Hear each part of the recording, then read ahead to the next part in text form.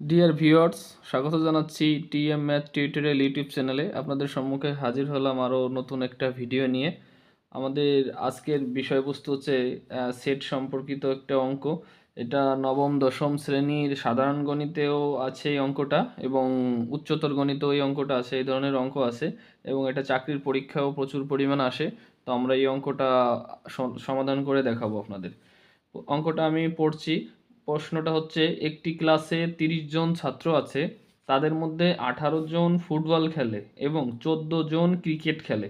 5 জন কিছুই খেলে না, কতজন উভয় খেলা খেলে? মানে কতজন ক্রিকেটও খেলে এবং ফুটবলও খেলে, সেটা আমাদের নির্ণয় করতে হবে। এটা 21তম বিসিএস পরীক্ষা আসছে এবং এই টাইপের অঙ্ক 9-10 এর পরীক্ষাও প্রচুর পরিমাণ আসে, বোর্ড পরীক্ষায় আসে, এমসিকিউতে আসে। তাহলে আমরা এই অঙ্কটা সমাধান করে দেখাবো এখন। টোটাল একটা ক্লাসে আমি এটা শর্টকাট টেকনিক, শুরু ভিডিওর শেষে আমি শর্টকাট টেকনিক শেখাবো। শুরুতে আমি এটার বেসিক কিভাবে করতে হয় সেই বেসিক জিনিসটা শেখাবো। আমাদের একটি ক্লাসে 30 জন ছাত্র আছে। এটা যদি আমরা একটা ভেনচিত্র আঁকি যে 30 জন ছাত্র আছে, তার এই যে আমরা নিয়ে নিলাম একটা সার্বিক সেট। একটা সার্বিক সেট জানি আমরা আয়তক্ষেত্র দ্বারা প্রকাশ করে, আমরা একটা আয়তক্ষেত্র নিয়ে নিলাম সার্বিক সেটের, যে এটা হচ্ছে টোটাল আমাদের একটা ক্লাস। এই ক্লাসে এখানে 30 জন ছাত্র আছে। তাহলে আমরা এটা ইউ দ্বারা প্রকাশ করলাম, যে এন অফ ইউ, এই এন অফ ইউ ইউ দ্বারা প্রকাশ করলাম এন অফ ইউ। তার মানে এখানে এন অফ ইউ আমরা বলতে পারি কতজন আছে? 30 জন। ঠিক আছে, এখানে আমাদের প্রথম ধরে নিলাম তাদের মধ্যে 18 জন ফুটবল খেলে। যে 18 জন ফুটবল খেলে তাদের সেটটা আমরা এই যে ধরে নিলাম, এটারে ধরে নিলাম এফ, ফুটবলের সেটটা ধরে নিলাম এফ। এবং 14 জন ক্রিকেট খেলে, আর আমাদের 14 জন ক্রিকেট খেলার সেটটা ধরে নিলাম এই যে এটা ধরে নিলাম, আমাদের সেটটা ধরে নিলাম সি। ফুটবলের জন্য এফ আর ক্রিকেটের জন্য সি, এই দুটো সেট আমরা ধরে নিলাম। তাহলে আমরা দেখতে পাচ্ছি যে এবং এই যে জায়গাটা, কারণ উভয় খেলাও তো অনেকেই খেলে, এখানে এই যে জায়গাটা এটা হচ্ছে কমন জায়গা, এটা হচ্ছে উভয়, এটা ফুটবলও এই জায়গাটায় যারা আছে তারা হচ্ছে ফুটবলও খেলে আবার ক্রিকেটও খেলে। তার মানে এটা হচ্ছে এফ কমন সি বা এফ সেট সি, এটা হচ্ছে কমন জায়গা এফ সেট সি। তাহলে আমাদের চিত্রটা কমপ্লিট হয়ে গেল।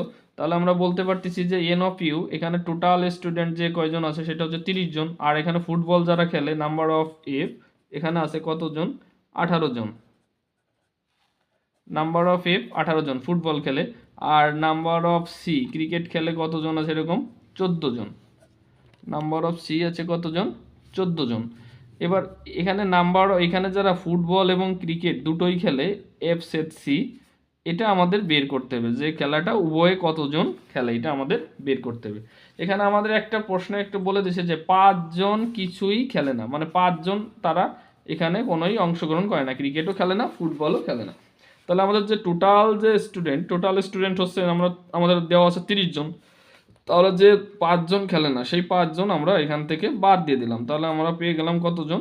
25 জন। তার মানে এই 25 জনের ভিতর কেউ না কেউ কিছু না কিছু খেলা খেলে, 25 জন। তার মানে আমরা বলতে পারি এন অফ এফ সংযোগ সি ইজ ইকুয়াল টু কতজন?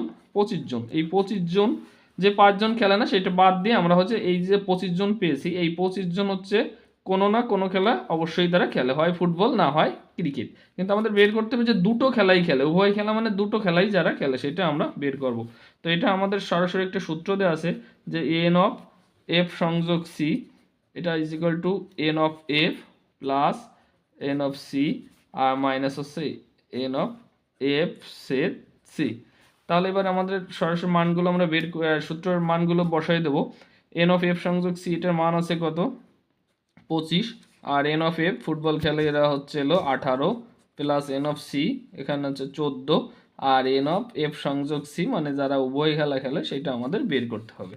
তাহলে এখানে কত হচ্ছে? 25 সমান সমান 18 আর 14 হচ্ছে 32, আর মাইনাস হচ্ছে N of F set C. এবার আমরা একটা কাজ করি, এই minus N of F set C এইটার আমরা যারা উভয় যে খেলাটা খেলে সেটা আমরা বাম পাশে নিয়ে আসলাম। তাহলে এখানে হয়ে গেল কত? 32, আর এই 25টারে আমরা ডান পাশে নিয়ে গেলে মাইনাস হয়ে যাচ্ছে। তাহলে আমরা বলতে পারি N of F set C is equal to 32 থেকে 25 গেলে কত থাকে? 7।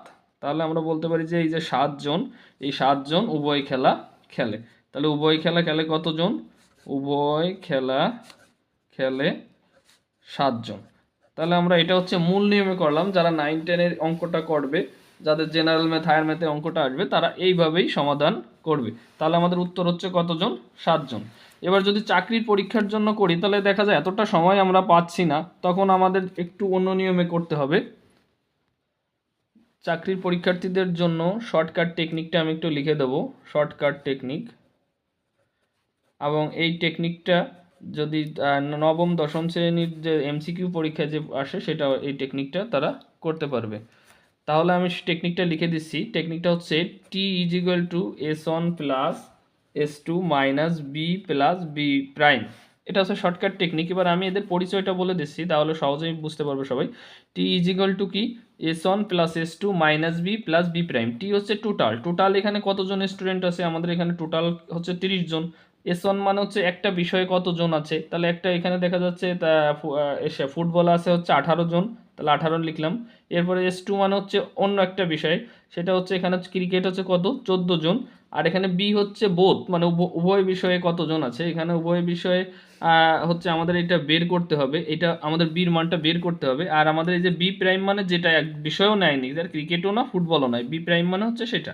তাহলে বি প্রাইম এরকম আছে কয়জন? যে আমাদের 5 জন, এখানে আমাদের প্রশ্নে উল্লেখ ছিল যে 5 জন কোনো খেলাই খেলে না, তাহলে এখানে হবে কত? 5। তাহলে আমরা সহজেই অঙ্কটা করতে পারতেছি। 18 আর 14 32, আর এখানে 5 যোগ করলে হচ্ছে 37। তাহলে 37 মাইনাস বি। সেমভাবে আমরা ওই মাইনাস বিটা বাম পাশে নিয়ে আসলাম, প্লাস বি হয়ে গেল 37। এই 30টারে আমরা ডান পাশে নিয়ে গেলে মাইনাস হয়ে যাচ্ছে। তাহলে অতএব বি ইজ ইকুয়াল টু কতজন পাচ্ছি? 7 জন। তার মানে এই যে বিটা হচ্ছে বোথ বা উভয় বিষয়, তার মানে আমরা বলতে পারি উভয় খেলা খেলে কতজন? 7 জন। এই নিয়মটা খুবই সহজ। এই নিয়মটা করতে পারলে সর্বোচ্চ 30 সেকেন্ড অঙ্কটা করতে লাগবে। ধন্যবাদ সবাইকে।